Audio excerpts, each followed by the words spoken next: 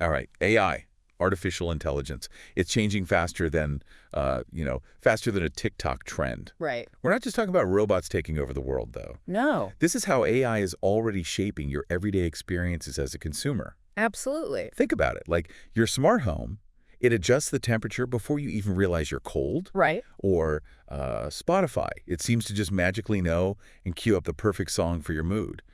Or Amazon, Yeah. recommending that obscure kitchen gadget you didn't even know you needed. Yeah, it's crazy. It's all AI working behind the scenes. It is. It is. And it's fascinating how these once futuristic concepts are now so seamlessly woven into our lives. Right. And what's even more intriguing is how these technologies are blurring the line between the physical and digital worlds. Yeah. Right? We call this fluid reality. Okay. Where online experiences are becoming increasingly immersive and AI is starting to feel almost human. Yeah. It's kind of like that moment when you realize those Netflix recommendations, Yes. they're so spot on that it's almost creepy. Yes. Like, is the algorithm reading my mind? Exactly. Yeah. Exactly. And it gets even more interesting when you consider how this fluid reality might be shifting us back towards a pre-internet marketplace in a way. Sure. Before the internet, marketers, they had more control over the information consumers received. Right. But now with AI, we're seeing a similar trend kind of emerge. Okay. This time, though, it's not about controlling information. It's about controlling the experience. The experience. Yeah, we're letting AI make more and more decisions for us, what we buy, what we watch, what we listen to, and it's creating this this pivot to passive. Pivot to passive. Where we're getting what we want, but without having to really lift a finger. So it's like we're trading control for convenience. Yeah, I think that's a good way to put it. I mean, who has time to sift through endless options when an algorithm can just hand us the perfect choice on a silver platter? Right. But where does that leave us in terms of our own decision making? Yeah. That's a great question. That's exactly what we're going to be exploring today. Okay. You've shared some research articles, notes on how artificial intelligence impacts consumers. Right. Yeah. Marketing scholars Puntoni, Recek, Giesler, and Body. They outline 4 key AI experiences. We're going to unpack them: data capture, classification, delegation, and social. Okay. And we're going to dive into how these experiences shape your behavior in this new fluid reality we're living in. And just to add a little spice to the mix, we'll sprinkle in real-world examples Absolutely. and even touch on some potential downsides that might make you think twice about that add to cart button. Right. Right. Because while these AI experiences, they offer undeniable convenience and personalization, Right. there's a flip side to consider. What?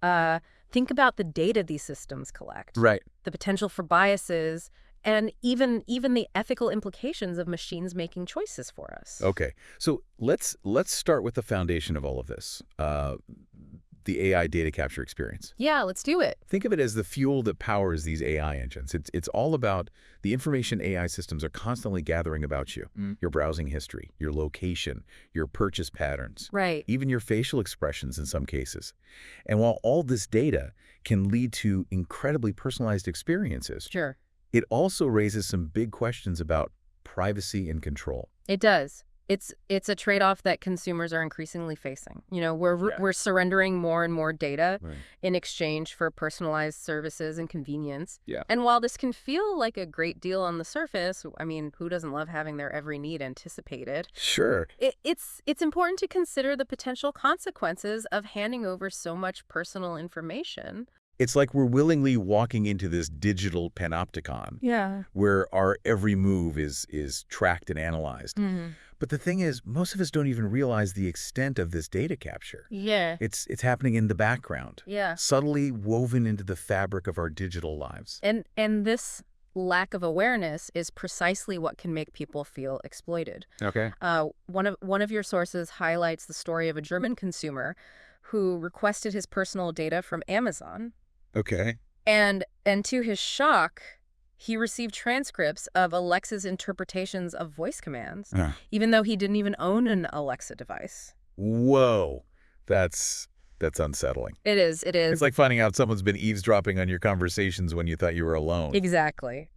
This incident, it sparked a lot of outrage as it revealed the potential for AI to capture data from individuals without their knowledge or consent. And And it taps into a deeper societal anxiety about the erosion of privacy in a world where data is constantly being collected and analyzed. It's like those dystopian sci-fi stories are starting to feel a little too real. Yeah. Suddenly, Big Brother isn't just a fictional character anymore. Right. And this feeling of being watched, of having your privacy invaded, Yeah. can have a real psychological impact. Yeah. It can trigger feelings of helplessness, vulnerability, and even anger. You shared another example from your research about a sex worker who experienced similar privacy invasion and fear Yeah. because of Facebook's People You May Know feature. Yeah, that's right. It's a powerful example of how seemingly, innocuous features Yeah. can have real world consequences, especially for individuals in vulnerable professions Right. where anonymity is crucial. Right. This particular woman, she feared that the AI suggestion, it might expose her identity and put her safety at risk. And these are just two examples. Right. Imagine all the data points being collected about us every single day, where we go, what we buy, who we talk to, what we click on. It's a massive amount of information It is. that can be used to paint a very detailed picture of our lives, our preferences, and even our vulnerabilities. And that brings us to the heart of the issue. Control. Okay. When we're not fully aware of how our data is being collected and used, Right. we lose a sense of agency. Yeah. It's like we're handing over the keys to our digital lives without knowing where the car is headed. So what can we do about this? Mm-hmm. Are we just supposed to accept that our data is being collected and there's nothing we can do about it? Mm-hmm. Or are there ways to push back and reclaim some control?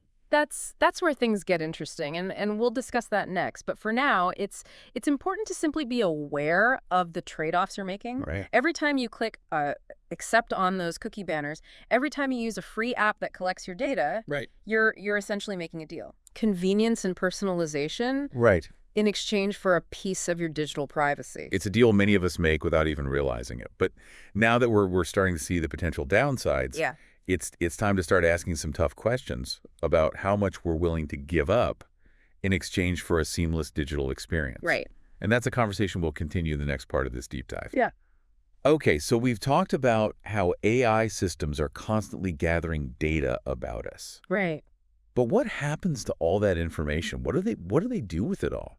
That's where the AI classification experience comes in. Okay. Once AI systems have collected all this data about you, Right. they start to categorize you Well, based on patterns they see. uh-huh. Think of it as AI putting you into different buckets based on your online activity, your purchase history, your demographics, all sorts of data points. So it's like AI is making assumptions about me Yeah, based on my digital footprint. exactly. And those assumptions are what drive the personalized experiences we're Right. increasingly encountering. Okay. It's why you get those eerily accurate recommendations on Amazon or Spotify. Right.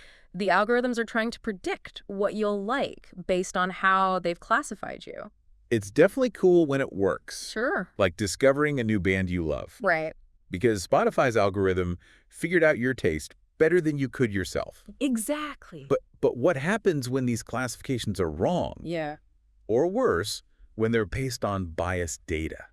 That's where the potential downsides start to emerge. Okay. One of the biggest concerns with AI classification Yeah. is the risk of being misunderstood. Misunderstood. Okay. When an algorithm misclassifies you, Right. it can lead to all sorts of frustrating and even harmful outcomes. Okay, I'm starting to see the dark side of this personalization thing. Yeah. Give me an example. Sure. How can this misunderstanding actually play out in real life?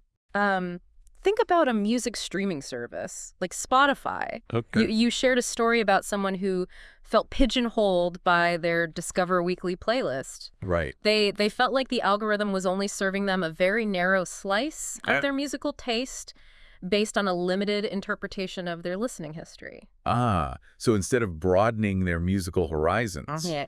the algorithm was actually trapping them in a musical echo chamber. That's a common experience. Yeah. Many consumers feel that while algorithms are good at identifying patterns, Right. they often miss the nuances and complexities of individual preferences.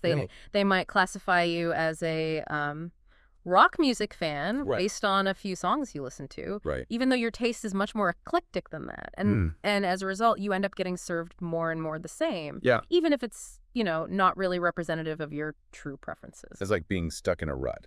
Yeah, But it's a rut created by an algorithm. exactly. So what's the solution here? How do we prevent AI from boxing us in Right. with these narrow classifications? One approach is to give users more control over how they're classified. Okay. Some platforms allow you to, manually adjust your preferences or Okay. provide feedback on the recommendations you receive. Uh-huh. This helps the algorithm learn your taste more accurately Right. and avoid misclassifications. That makes sense. Yeah. It's like teaching the algorithm to see you as an individual Right. rather than just a data point in a larger category. Exactly. But there's also a bigger issue at play here. Okay. And that's the potential for bias in the data these AI systems are trained on. Ah, right. We were talking about that earlier. Yeah. With the data capture piece. Exactly. If the data itself is flawed Right. or reflects existing societal biases, Right. then the classifications will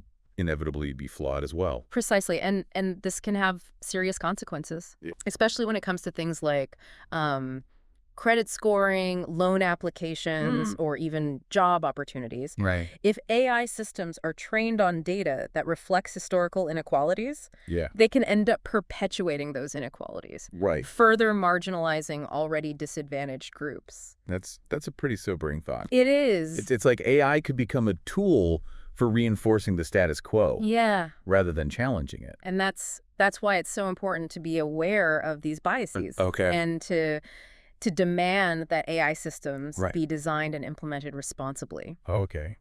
One of the most striking examples of this bias issue was the controversy surrounding the Apple Card algorithm. Oh, yeah. I remember reading about that. Yeah. Wasn't there something about spouses Yeah. getting drastically different credit limits, Yes. even though they had similar financial profiles? That's right. The algorithm was found to be assigning significantly lower credit limits to women than to men, even when those women had higher incomes or better credit histories than their male partners. That's messed up. It is. It's like the algorithm was baking in outdated gender stereotypes about men being more financially responsible than women. Exactly. And this incident sparked a lot of debate Yeah. about the need for greater transparency and accountability Mm-hmm. in AI systems. Right. People started asking, who's designing these algorithms? What data are they being trained on? And what steps are being taken to ensure fairness and prevent discrimination? It's a reminder that we can't just blindly trust these systems. Right. We need to be critical thinkers, Absolutely. asking tough questions and demanding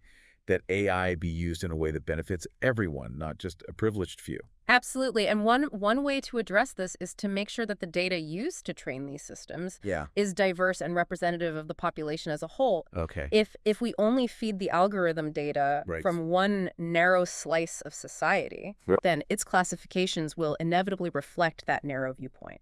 So it's about making sure that the AI has a well-rounded education, so to speak. Yeah, I like that. Expose it to a variety of perspectives, challenge its assumptions, and help it learn to see the world through a more inclusive lens. That's a great way to put it. And it's not just about the data itself. Uh-huh. It's also about who's designing these systems.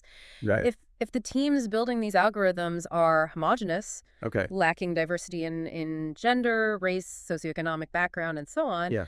then their own biases will inevitably seep into the technology they create. So it's like a chain reaction. It is. Biased data leads to biased algorithms, which lead to biased outcomes. Exactly. And breaking that chain requires a conscious effort Yes. to address bias at every stage of the process. Exactly. And that requires a shift in mindset, Okay. both within the tech industry and in society as a whole. Well, We need to move beyond the idea of AI as a neutral, objective force. Algorithms are created by humans, right. and humans are inherently biased. So it's not just about making AI smarter. Right. It's about making it fairer. Yes. And that requires a deeper understanding Yeah. of human biases, how they manifest in technology, Right. and how we can mitigate their harmful effects. That's a really important point, and it brings us to the next AI experience we'll Right. be exploring, AI delegation. Oh. We've talked about how AI is collecting data about us Right. and classifying us based on that data. Right.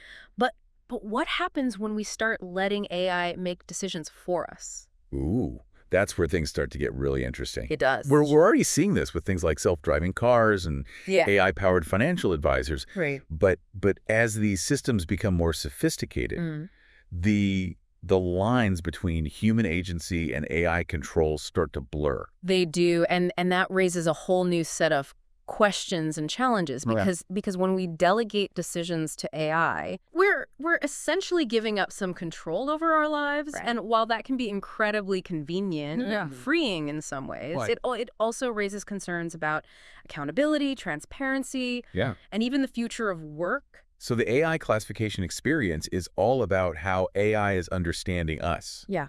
And now AI delegation is about how much power we're giving. Right. To that understanding. It's like we're moving from AI is watching us to AI is making choices for us. That's a great way to frame it. Yeah. And as we delve deeper into this AI delegation experience, we'll explore those questions of control, agency, and the potential consequences of handing over the reins to our AI counterparts. Okay, so we've covered how AI is capturing our data, classifying us, and even starting to make decisions for us. It's a lot to process. It is. But there's one more piece of the puzzle we need to explore. The AI social experience. Right. This is where AI starts to blur the lines between technology and human interaction. We're already seeing this in a variety of ways, from chatbots that provide customer service to virtual assistants that help us manage our daily lives. And as AI becomes more sophisticated, it's increasingly capable of simulating human interaction, which raises some intriguing questions about the nature of connection and what it means to be social in a digital age. It's interesting because on one hand, we're craving connection more than ever. We're constantly plugged into our devices, scrolling through social media, seeking validation and a sense of belonging. But at the same time, there's this growing sense of loneliness. Could AI actually help bridge that gap? Could it provide a sense of connection for people who are struggling to find it in the real world? That's a question a lot of researchers are exploring, and there's definitely potential for AI to play a positive role in this space. Think about virtual assistants that offer, a friendly voice and a listening ear, or AI-powered chatbots that provide emotional support or companionship. There are even those robotic pets that are becoming increasingly popular, especially among seniors or people who live alone. They offer a sense of comfort and companionship without the responsibilities of caring for a real animal. Exactly. And while these technologies can't fully replace human connection, they can offer a valuable supplement, especially for, people who are isolated or lonely, but there's also a flip side to consider. Okay, I'm sensing a but coming. What are the potential downsides of this AI social experience? Well, one of the biggest concerns is the risk of alienation. Alienation. When AI tries to mimic human interaction, it can sometimes fall short, creating interactions that feel scripted, impersonal, or even insensitive. It's like when you call customer service and get stuck in an endless loop with an automated system that just doesn't understand your problem. Right. It's frustrating. And it makes you feel like you're not really being heard or understood. Exactly. And that feeling of being dehumanized can actually lead to greater alienation. You shared a particularly striking example in your notes about a chatbot that failed to respond appropriately to a customer's mention of a deceased relative. Oh, right. Yeah, it was a stark reminder of how AI, for all its advancements, still struggles to grasp the nuances of human emotion and social etiquette. In that case, the chatbot just plowed ahead with its scripted responses, completely missing the emotional cues and failing to provide the empathy and support the customer needed. That incident highlights the importance of designing AI social experiences that are sensitive to human needs and emotions. It's not enough to simply program an AI with a set of responses. It needs to be able to, recognize and adapt to different social contexts and emotional cues. So it's like teaching AI to have emotional intelligence. In a way, yes. And that's a complex challenge, as it requires a deep understanding of human psychology and social dynamics. But isn't there a risk that even if we manage to develop emotionally intelligent AI, it could still reinforce existing social biases and stereotypes. Like if we program AI to conform to traditional gender roles, for example, wouldn't that just perpetuate those norms even in the digital realm? That's a valid concern, and it's something that researchers and developers need to be mindful of. One of your sources highlighted how the use of female voices in virtual assistants, especially when coupled with subservient or overly helpful personalities, can actually reinforce gender stereotypes. Yeah. It's like we're unintentionally training AI to be polite and accommodating, which are traits often associated with traditional femininity. And in doing so, we're subtly reinforcing the idea that women are there to serve, to assist, to make our lives easier. It's a subtle but powerful example of how design choices can have unintended consequences, and it highlights the need for greater diversity and inclusivity in the teams developing these technologies. If the people building AI systems come from homogenous backgrounds, their own biases and blind spots will inevitably be reflected in the technology they create. So it's back to that idea of making sure AI is exposed to a variety of perspectives and taught to see the world through a more inclusive lens. Exactly, and it's not just about preventing harm. It's also about unlocking the full potential of AI to create a more equitable and just society. It's a lot to think about. But as we wrap up this deep dive into AI and the evolving consumer experience, I'm left with a mix of excitement and apprehension. AI has the power to enhance our lives in so many ways, but it also comes with risks that we need to be aware of. It's a balancing act, and ultimately the future of AI depends on the choices we make today. We need to be mindful of the data we share, the classifications we accept, the tasks we delegate, and the social interactions we engage in with AI. It's about being informed consumers and active participants in shaping the future of this technology. We can't just passively accept whatever AI throws our way. We need to ask tough questions, demand transparency and accountability, and make sure that AI is being developed and used in a way that benefits everyone. And as you go about your day, interacting with AI in all its forms, we encourage you to reflect on these 4 experiences: data capture, classification, delegation, and social. Yeah. How are they shaping your life? And how are you shaping them? Right. The answers to those questions, they're going to determine the future of our relationship with this powerful technology. It's an ongoing conversation, and we hope this deep dive has given you some food for thought. Thanks for joining us on this exploration, and we'll see you next time for another fascinating journey into the world of consumer behavior. Yeah.